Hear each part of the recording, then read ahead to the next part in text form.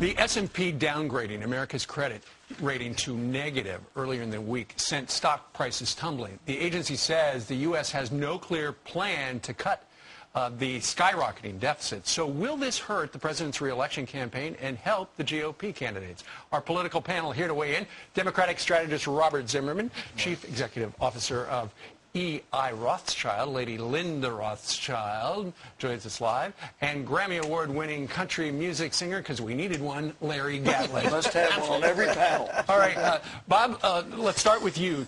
S&P said the United States could lose its AAA credit rating unless they address the debt problem. That is the last thing the president needed to hear this week. Well, it's the last thing our country needs to hear this week.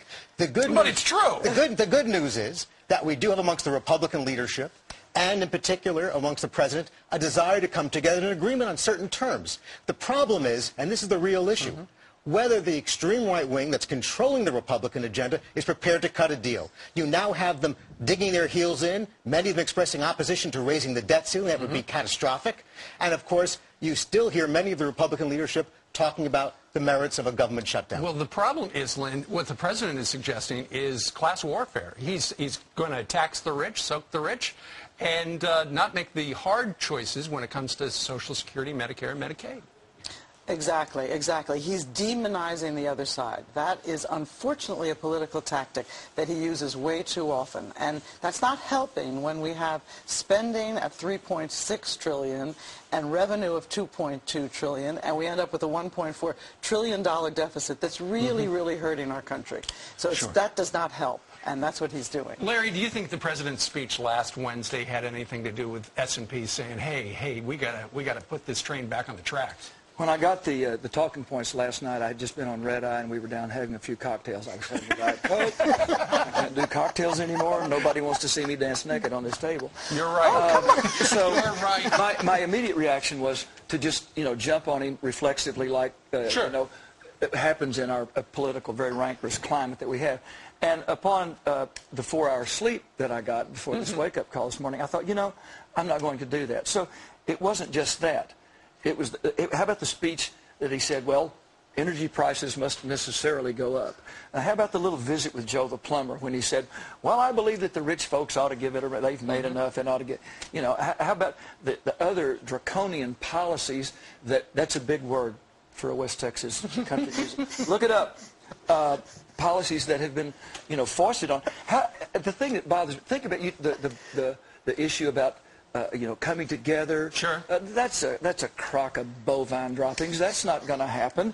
This is the Democrats now who completely shut out the Republicans when they had. With all due respect to bovine droppings for a moment here, I'm from the suburbs. We have a different perspective on bovine droppings. But let's remember. Your guys are full of it. You all know what it is. Let's remember very quickly. First and foremost, it was Paul Ryan who announced, even before the president's speech, he announced that there would be no grand bargain to reach an agreement on the debt, which is exactly what Standard & Poor's criticized us for. So this is not about the president digging his heels, and he's advocating a deal. The bigger problem is the redistribution of wealth that the Ryan plan represents. It's not demonizing to state the facts, which means we're destroying Medicare for the sake of even producing greater tax cuts for the highest earners. All right, Lynn, you get the first comment on the other side of the timeout. On the other, what are you running? You're running? You're going out? No, we got a commercial, all right? Okay. She's going to start, as we continue with the panel coming up, we're going to talk about the great meta-scare. Nancy Pelosi blaming big oil for spiking Medicare costs for seniors. That's Larry's head. Will the scare tactics work? We're going to talk about that. Welcome back. Are Democrats turning to scare tactics to attack the GOP's budget plan? I want to live in a society that's fair. It improves my life. If there are young people out there who are going to good schools and have opportunity, if I'm not, driving by and seeing homeless folks on the streets. They're voting to end Medicare as we know it, while they give big subsidies to big oil, tens of billions of dollars to big oil, while asking seniors to pay $6,000 or more than they do now. Why didn't she mention the big subsidies to NPR or Planned Parenthood there while she was at it? We continue the conversation right now with our panel, Robert Zimmerman, Lady Lynn Rothschild, and Larry Gatlin. Lynn, you get the first whack. Thank you very much. There is a big problem when we as a country cannot accept that both sides have something to contribute. And when Nancy Pelosi and Barack Obama pretend that people who want to cut reckless spending that we cannot afford is somehow unfair or ruthless. That reckless spending is not on the table, Lynn. Yes, we're talking about, as the Wall Street Journal said, ending Medicare as we know it. That was the Wall Street Journal. But you know what? That wasn't a left-wing organization. Bob, just 1 second. I run private companies. I run a small business. Okay. In private companies, we have moved from defined benefit plans to defined contribution plans. What Paul Ryan is talking about is moving to defined contribution. And you know what that means? What he's talking about is taking future retirees. If we have no money for the system, no one is going to get any benefits. That's not the issue, Lynn. What Paul Ryan is doing is telling seniors, excuse me, Lynn.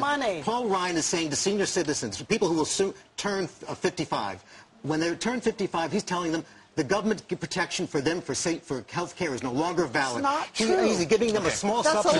That's a lie. That is a lie. You're doing what Barack Obama does. Okay, all right.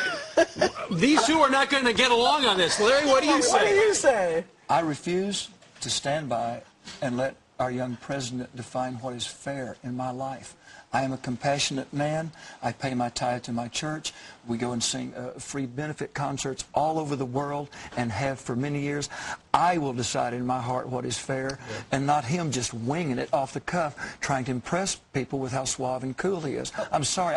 And I am for the ending of Medicare as we know it, because it stinks and we can't afford it. Larry, we live in a democracy where, granted, you have your prerogatives, I have mine, but we decide through our elections what our policies are going to be. We don't decide what's fair through elections. That's between me and my maker and my conscience. I'm sorry. And I won't say with all due respect, our democracy is preeminent, and our democracy has served our nation and made us an exceptional nation in the world. And we Do you really think we have a democracy right now? I think we have an extraordinary system of government, and we have strong differences philosophically, but that doesn't mean we should ignore realities that are providing $20 billion of subsidies for the oil industry. When they say they don't need it, it's not fair when we throw students off of grant. 8% profit margin, and we're calling that, being favorable to the rich oil companies. I'm not worried about Exxon. I'm worried about protecting grants for students like the Pell Grants. I'm worried about protecting health care for senior citizens. And don't tell me, Lynn, that the Paul Ryan plan, which absolutely takes the guarantee of medical care for seniors off the table. It takes the guarantee for any medical care that you might want.